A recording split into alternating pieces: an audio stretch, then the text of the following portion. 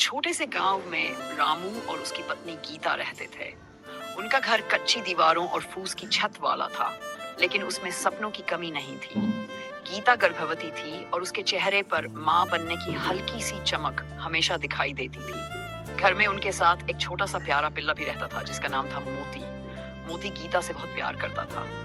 जब भी गीता आंगन में बैठती, मोती उसके पास आकर चुपचाप बैठ जाता, जैसे उसे समझ हो कि गीता को अधिक ध्यान और देखभाल की जरूरत है। रामू पहले बहुत अच्छा इंसान था, लेकिन कुछ महीनों से वह काम की कमी और पैसों की तंगी से परेशान रहने लगा था। उसकी चुंचलाहट धीरे धीरे गुस्से में बदलने लगी। छोटी छोटी बातों पर वह गीता पर चिल्ला देता।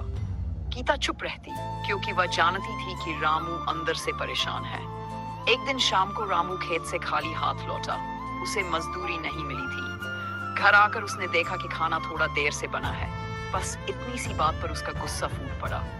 उसने ऊंची आवाज में गीता को डांटना शुरू कर दिया। गीता ने समझाने की कोशिश की कि तबीयत ठीक नहीं थी, इसलिए देर हो गई, लेकिन रामू का गुस्सा बढ़ता ही गया। अचानक उसने हाथ उठाया। गीता डर गई और पीछे हट गई। उसी समय मोती जोर से भौंकने लगा। वह दौड़कर गीता के सामने खड़ा हो गया। उसकी छोटी सी देह कांप रही थी, लेकिन आंखों में हिम्मत थी। रामू ने उसे हटाने की कोशिश की, पर मोती अपनी जगह से नहीं हटा। उसने जैसे तय कर लिया था कि वह गीता को चोट नहीं लगने देगा। रामू को गुस्से में होश नहीं रहा। उसने मोती को धक्का दिया, जिससे वह एक तरफ गिर पड़ा। गीता की आंखों में आंसू आ गए। उसने मोती को उठाकर सीने से लगा लिया। उसी पल रामू को अपनी गलती का एहसास हुआ। उसने देखा एक छोटा सा जानवर भी उसकी पत्नी की रक्षा कर रहा है, और वह खुद क्या कर रहा है। उस रात घर में सन्नाटा था। रामू देर तक जागता रहा। उसे अपने व्यवहार पर शर्म आ रही थी। अगले दिन वह बिना कुछ कहे काम की तलाश में निकल गया। कुछ दिनों बाद रामू बीमार पड़ गया। तेज बुखार ने उसे कमजोर कर दिया। गीता खुद गर्भवती थी, फिर भी दिन रात उसकी सेवा करती रही। घर में पैसे खत्म हो गए थे, खाने तक की कमी होने लगी। तब मोती ने जैसे जिम्मेदारी संभाल ली। वह सुबह सुबह खेतों की तरफ निकल जाता। कभी किसी किसान के पीछे पीछे चलता, कभी गांव के ढाबे के पास बैठ जाता।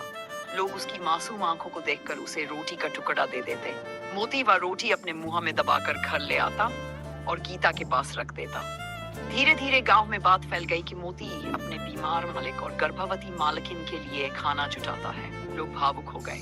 कुछ ने घर पर आकर मदद दी। किसी ने अनाज, किसी ने दवा, किसी ने थोड़े पैसे। रामू ने जब ये सब देखा तो उसकी आंखों से आंसू बह निकले।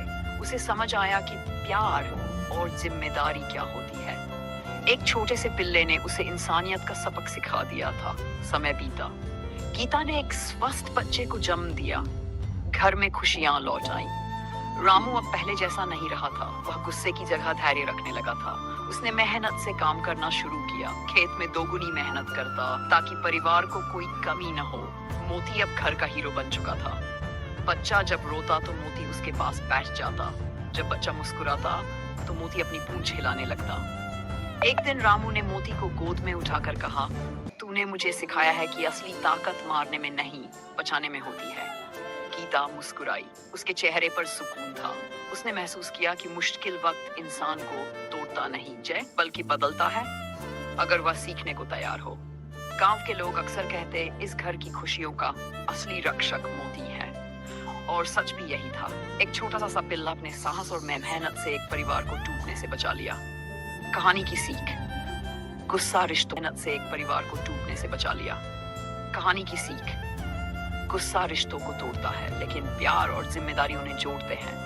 कभी कभी हमें इंसानियत का सबसे बड़ा सबक एक छोटे से जानवर से भी मिल सकता है।